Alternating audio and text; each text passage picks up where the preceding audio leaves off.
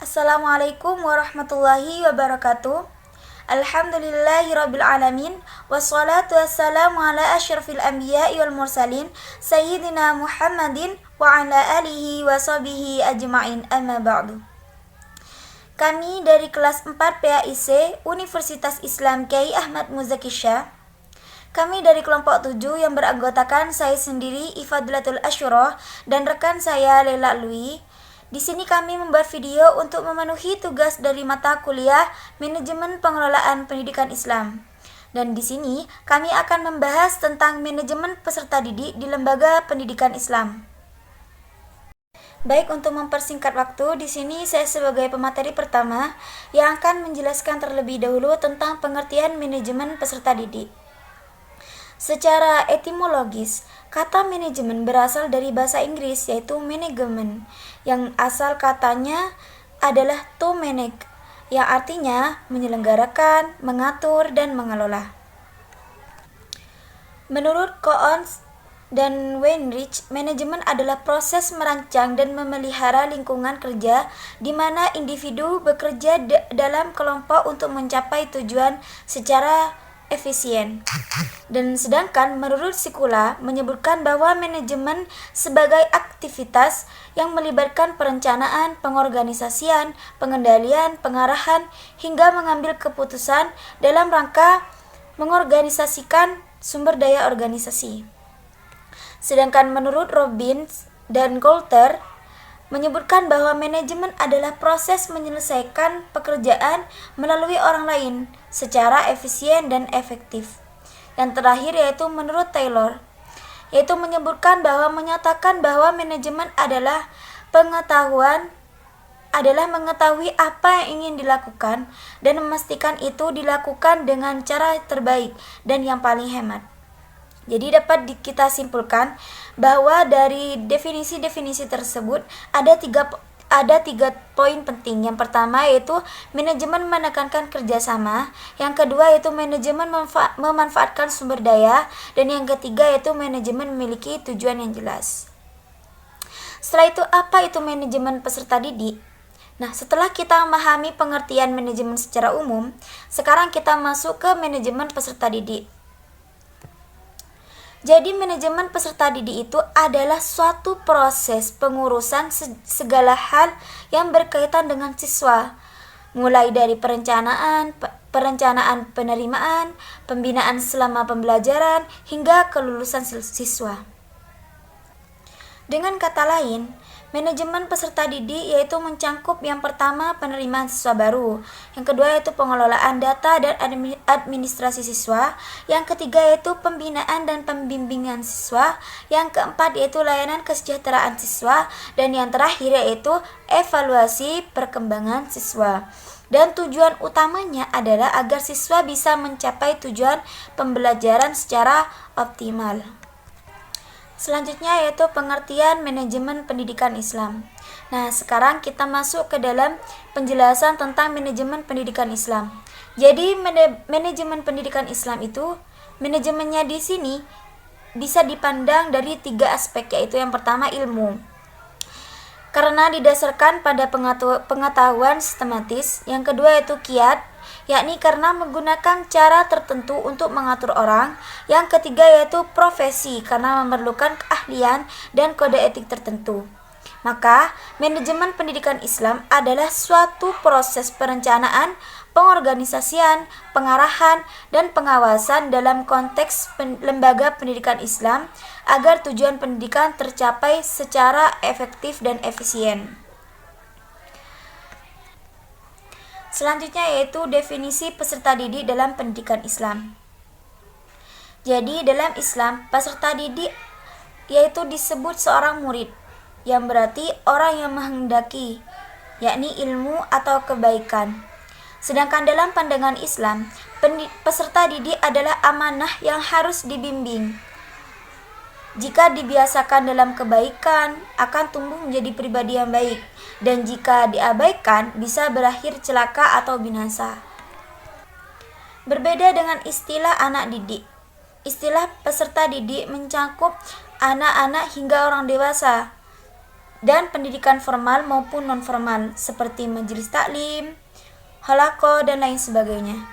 Selanjutnya yaitu konsep manajemen dalam lembaga pendidikan Islam. Jadi, setiap jenis pengetahuan termasuk pengetahuan manajemen mempunyai ciri-ciri yang spesifik mengenai apa, bagaimana, dan untuk apa pengetahuan manajemen tersebut disusun. Jadi, manajemen mempunyai peran atau membantu menjelaskan perilaku organisasi yang berkaitan dengan motivasi, produktivitas, dan kepuasan. Karakteristik teori manajemen secara garis besar dapat dinyatakan bahwa yang pertama yaitu mengacu pada pengalaman empirik, yang kedua yaitu adanya keterkaitan antara satu teori dengan teori lainnya, yang ketiga yaitu mengakui kemungkinan adanya penolakan. Dan di dalam proses manajemen digambarkan fungsi-fungsi manajemen secara umum yang ditampilkan di dalam perangkat organisasi dan dimulai dikenal sebagai teori manajemen klasik. Menurut teori klasik, pilar-pilar manajemen klasik terdiri dari 3 yaitu pembagian kerja, struktur, dan rancang pengawasan. Namun, banyak ahli yang mengatakan bahwa manajemen belum mempunyai teori yang standar. Tetapi sebagai pendekatan, karena itu teori sering kali dikatakan sebagai pendekatan manajemen secara klasik, neoklasik, dan pendekatan modern. Baik, mungkin itu saja dari saya sebagai pemateri pertama. Selanjutnya akan dilanjutkan oleh pemateri kedua oleh rekan saya, Lela Alwi. Saya persilakan. Baik, di sini saya sebagai pemateri kedua akan melanjutkan penjelasan dari pemateri pertama, yaitu mengenai fungsi dan tujuan manajemen peserta didik. Fungsi manajemen peserta didik secara umum menurut penjelasan yang disampaikan oleh Imron, yaitu sebagai wahana bagi peserta didik untuk mengembangkan diri seoptimal mungkin, baik yang berkenaan dengan segi individualitasnya, sosialnya, aspirasinya, kebutuhannya, serta potensi lain dari peserta didik. Selanjutnya yaitu tujuan manajemen peserta didik, yang mana hal ini dijelaskan oleh Mulyasa bahwa tujuan manajemen peserta didik yaitu untuk mengatur berbagai kegiatan dalam bidang kesiswaan agar kegiatan pembelajaran di sekolah itu berjalan dengan lancar, tertib, teratur, serta mencapai tujuan pendidikan sekolah. Selanjutnya yaitu prinsip manajemen peserta didik. Di sini terdapat beberapa prinsip manajemen peserta didik yang menjadi perhatian pengelolaan pendidikan. Berikut beberapa prinsip manajemen yang telah dipaparkan oleh Mustari. Pertama, penyelenggaraan harus mengacu pada peraturan yang berlaku pada saat program itu dilaksanakan.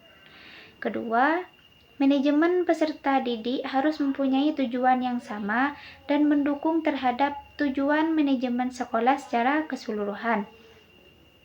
Yang ketiga, segala bentuk kegiatan manajemen peserta didik haruslah mengemban misi pendidikan dan dalam rangka mendidik peserta didik.